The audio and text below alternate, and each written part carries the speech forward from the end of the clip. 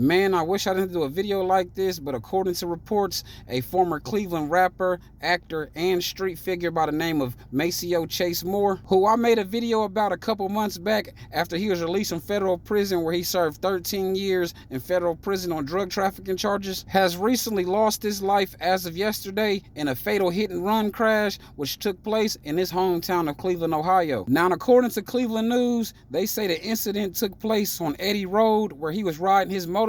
at when he was fatally struck by a driver who decided to flee the scene instead of staying. And as of right now, I don't know if anybody has been arrested for this incident, but all I know is this is some sad news, because after serving the past 13 years in federal prison on a 17.5-year sentence, he was only alive to enjoy his new freedom for like 9 months to a year, which is sad as hell, bro, because if you follow his Instagram like I do, you could tell by the videos and pictures he posted, he was happy as hell to have his freedom back. But to all y'all people out here who currently watching this video that don't know too much about Chase and didn't watch that video I posted a couple months ago, I'm gonna give y'all a brief little summary or story about him. Well, like I said, he served the past 13 years in federal prison on a 17.5-year sentence for his involvement in the large-scale heroin trafficking operation, which was a 203-count federal indictment involving him and about 59 others, in which federal agents say was the largest heroin trafficking operation they ever uncovered in Northeast Ohio,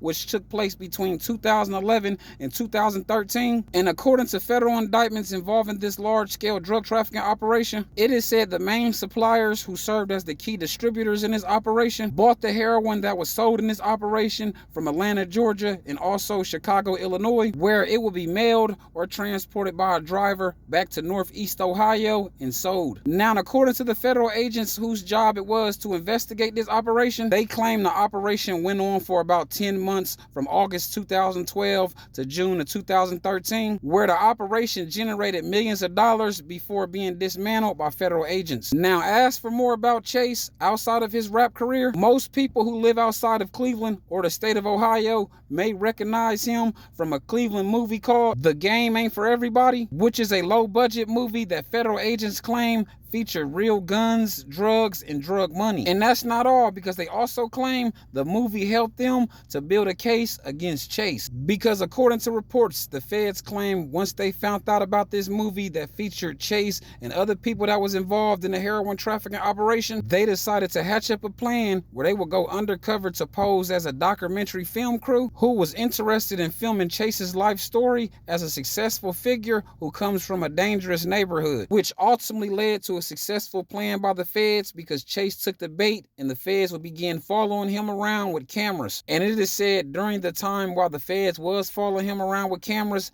Chase will begin talking about all kind of crimes like robberies and other stuff that him and his boys was involved in. And that will ultimately help the feds case, which led to him receiving a 17.5-year sentence in federal prison.